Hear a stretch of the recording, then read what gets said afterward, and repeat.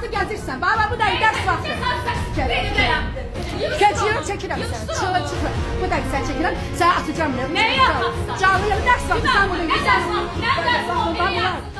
Başqalarının videolarını çəkib sosial şəbəkələrdə paylaşmaq artıq adi hala çevrilib. Kimisi təhdid üçün, kimisi etirazını bildirmək, kimisi isə sadəcə diqqət çəkmək məqsədi ilə bu yolla əl atır. Psixoloq Qətibə Abdullayeva deyir ki, bəzi insanlar icazəsiz kiminsə görüntülərini çəkib paylaşmaqla özlərini digərlərindən üstün göstərməyə çalışırlar. Onlar bu yolla diqqət mərkəzində olmağa, izləyici toplayaraq özünü təsdiq hissini gücləndirməyə çalışırlar. Əslində isə bu davranış həm etik, həm də psixoloji baxımdan ciddi problemlərin göstəricisidir. Artıq bu videolar özü göstərir ki, insanların psixoloji durumları həqiqətən də yerində deyil. Yəni bir tərəfə özgüvən verir ki, mən nə isə paylaşmışam.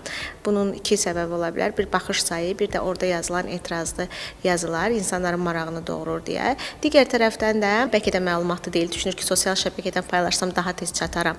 İstədiyim bir məlumatı çatdırmağa, daha tez bunu gündəmə gətirə bilərəm.